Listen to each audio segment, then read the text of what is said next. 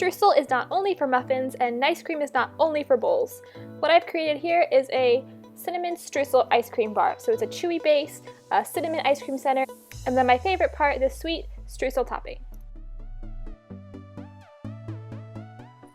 So for the base, you're going to start with 1/2 cup of rolled oats and 1/2 cup of flax meal. If you don't want to use flax meal, you could use more oats, you could use oat bran, you could use just almost any dry ingredient will be fine.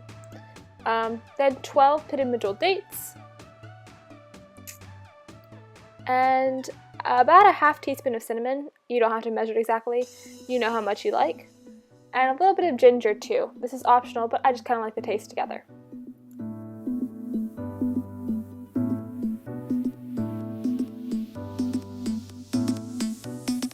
And then 1 cup of brown rice crisps. This gives it an awesome texture, and if you wanted to add like 1.5 cup, I don't blame you. And a little bit of non-dairy milk, about 2 tablespoons, just to get it to blend better. And there is your sticky mixture. Be careful if you use a blender for this. I have overheated my blender doing this before because it's so thick. So a food processor might be better. Then you're going to put all of this into a 8x8 inch pan that has some plastic wrap in it, so you'll be able to get them back out again. And just press it down and then set it aside. Now for the ice cream filling, we're using 2 bananas. You could use fresh or frozen. Frozen probably actually keeps them a little bit less icy in the end, so I would suggest that. About 4 pitted medjool dates to sweeten. 1 tablespoon of cashew butter. This will just make it extra creamy. It is optional. If you really wanted to leave it out, you could. A 1/2 teaspoon of cinnamon. And 2/3 cup of non-dairy milk. Then you're just going to blend all that together, and there's your filling.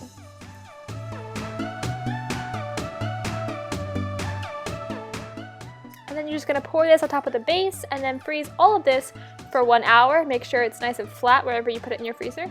And in the meantime, you're going to make your streusel. So sometime in this hour you have, make the streusel. I don't think it'll take you a full hour, but time management is up to you.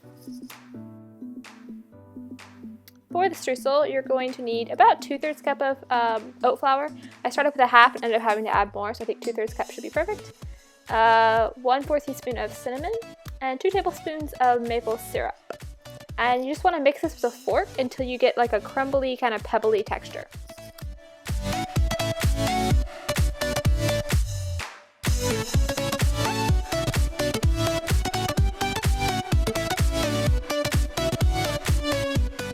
There you can see it was a little too moist, so I added a little bit more flour. You can adjust it, it doesn't have to be perfect, it's pretty forgiving.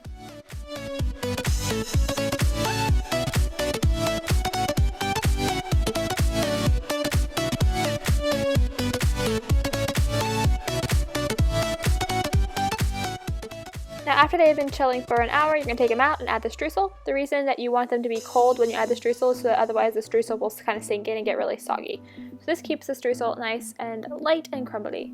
Now you're going to freeze them for another 4 hours at least, and then they will be done. Before you eat them, I would suggest taking them out of the freezer for like at least 10 minutes so that they're not completely rock hard when you eat them, and they'll get a little bit melty, and it's just like you'll find the perfect sweet spot where they're like that wonderful level of meltiness, and they're just delicious. I cut them into 6 bars. They were rather large. You could probably get 12 if you really wanted to. Cut them however you want.